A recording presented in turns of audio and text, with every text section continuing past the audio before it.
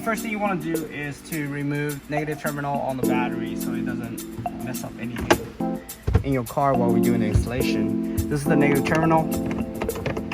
It's a 10mm deep socket. Gotta do, unscrew that a little bit and it should come right off. Right here. Sit on the side and you're good to go. Okay, also another thing you want to do is, since you don't have any more battery left, power, you want to put a towel over here. So just in case you shut this accidentally.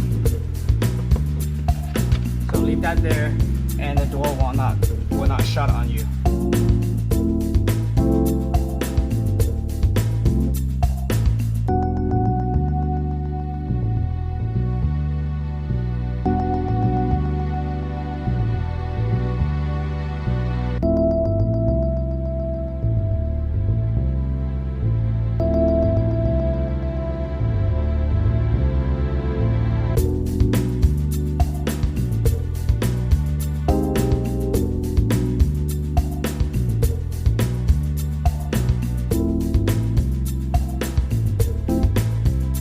Okay, so for this part, some cars have the optical fiber inputs for the audio, so you need to swap this out. By taking this out, you kind of lift this tab right here and lift it out, and then you'll insert it into the new wire. Grab one of those small tools that can lift up this tab. Just be careful with it. Just slowly pull it out while you're lifting this tab. And you put it at the same position as these hole for the new plug. This is the new plug right here. Position it the same way, which is this way. And all you need to do is plug this exactly where it was. It's right here. And you hear the click, it's inside. This is the section that will go into the head unit. And this plug will plug into your old plug. Make sure you plug them and make sure they're snug and correct. Otherwise, you're gonna have issues once you start it up if it's not connected correctly. All right, so you want to lift this lever and just plug in straight down. It might be a little tricky sometimes, but just work gently with it because it's a plastic unit. And see, when it sits in, and you just lock this down. And you can see the lever pushing it down. Okay, so now it comes to the wiring part. This is the wire that connects to your screen. So you want to give a little bit room, push it up a little bit. So you push this up, give you a little bit more slack. And this way you can pull this out a little bit and you can actually access the back of the wire. And there's a small tab in the back. You push in and you pull out. And still just do it gently. This way you don't break any plug. Do it really slow. So this plug is out. I'm gonna set the screen to the side, and now we have is the module and the screen wiring and the antenna, the Bluetooth antenna for this. The antenna goes right here. Just plug it in. There's LVDS out, LVDS in. So the original wire will go in and the new wire will go out. And you pull the old wire out from here. Under all these wires, under the vent, and you plug into in. And the new wire is the straight one, not one with the curve, and it'll go out. And then you'll push this through the same route again, through the vent, and through the little cubby hole. And that is your wire. Now we're ready to connect the new wiring into this monitor. It's pretty straightforward. Just plug it in and make sure it's snug, you clipped in, and then you can pull it back. At this time, you'll probably just pull the wire down, remove the slack while you push this down. And line up the hole correctly, and we're good to start. And this is the wire that connects to the power. Just plug it in. Now the power and everything is plugged in.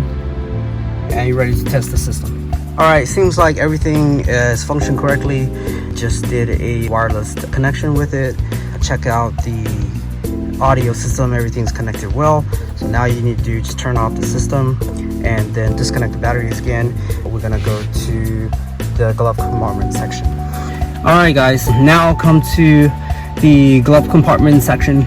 You have a two 10 mil for one here and one here. Alright, the space is really tight, so addition to all the screws, you just slowly pull the panel down once you got all the screws off. The other two T27 screws, probably you don't take that off yet, and then slowly pull this off and watch out for the cigarette light wire, and you have to unplug it so you can just set that downward. Once you get down, there's additional wire that you need to unplug here as well to remove the entire panel here. These might be a little pain for these two screws, so you might need a ratchet wrench instead of a ratchet screwdriver for it, so you have a better torque. As soon as you drop this, there's a wire connected to it. You don't want to put any tension to that wire. You just want to set it down and set it on the side. Make sure there's no tension on that wire. Also, you do need to open up this section too. So it's just a little plug here, right here. You remove this, and then there's one small screw inside, right here.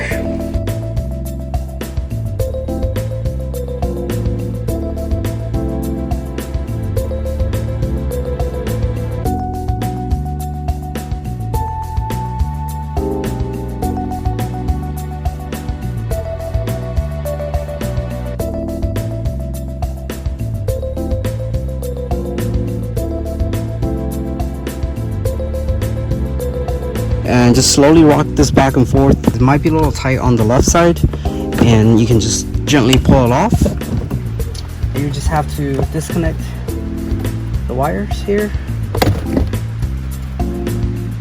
This comes off. There's another plug right here, and then there's another side one on the side.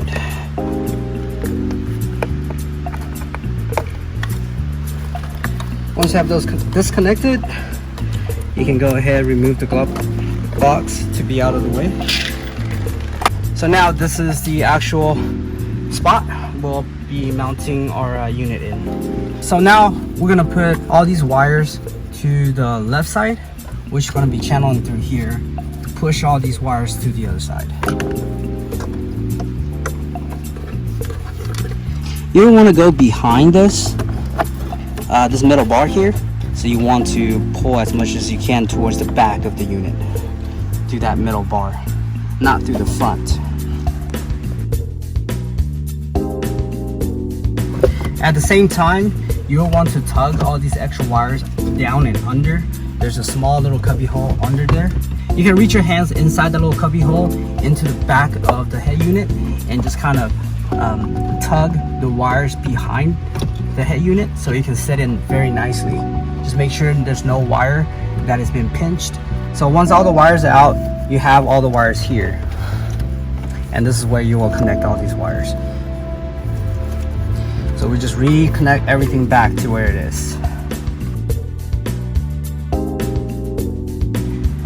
You can actually organize the wires behind and just tie them together so they'll be nice and neat. So there's additional wired CarPlay plug, the USB female end. You just need to open it up. The rest of the wires are for backup cameras and sensors, so we don't need to use that. This plug will actually go directly to over here. You'll plug it here into the system, and then I'll push this wire through the back.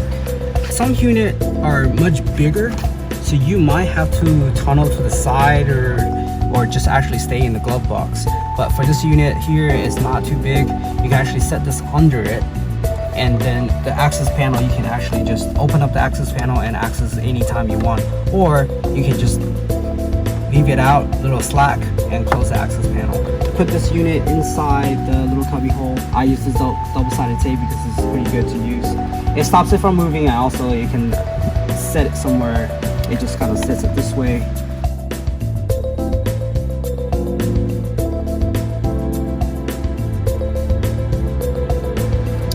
And then one last step is here. This is your antenna to your Bluetooth. So I'll just stick it to this bar up here and just kind of tape it.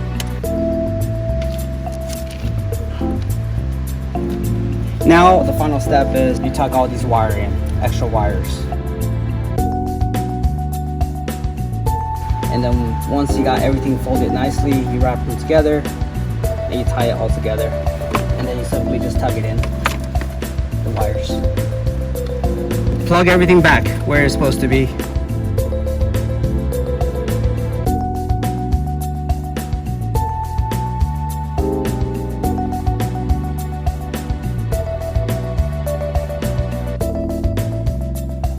Alright, once you have everything in, you'll have 4 screws up here and then 4 under. I'm gonna go ahead and do that first.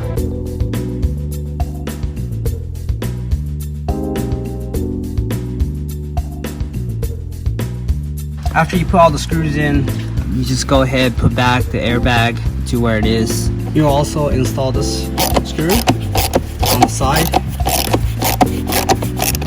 This part, you'll insert the bottom first to go in, and then just push it in. And then just put the seal back. Make sure the seal's all tight. Now we're ready to tighten down these 2 screws right here.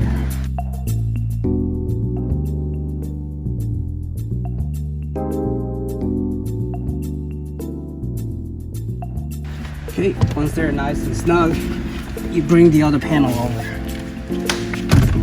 This is the panel that we took off earlier. I'm gonna put this back on.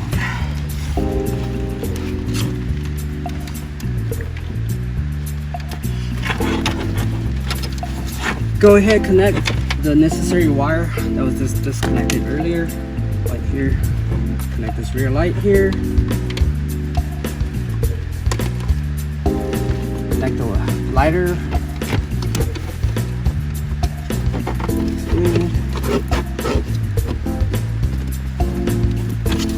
Tug it in nicely.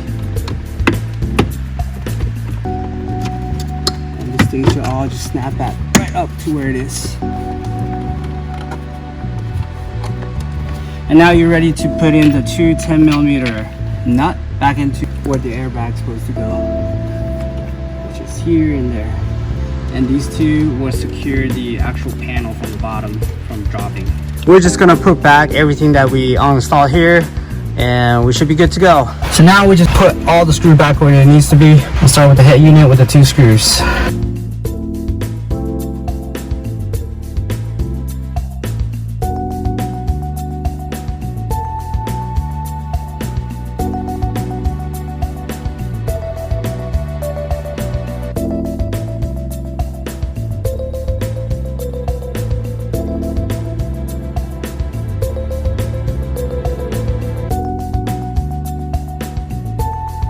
And remember, this wire goes inside here and goes under to connect.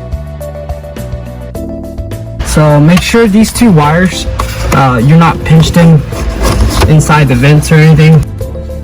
I line up the holes here since these are the most fragile, and I just push it in the middle.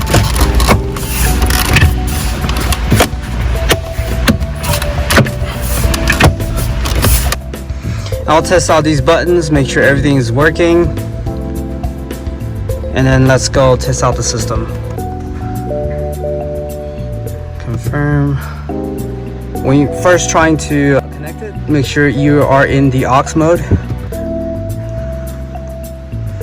So go to multimedia, external device, and then you'll connect to the aux front already. I did that the first time I test around.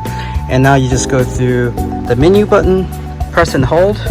Make sure the first time around your Wi-Fi is completely disconnected on your phone. When you try to connect it with Bluetooth, it'll automatically ask you to connect with car, Apple Play. You turn that on, it'll automatically turn on. But if your Wi-Fi is on, it will interrupt the connections.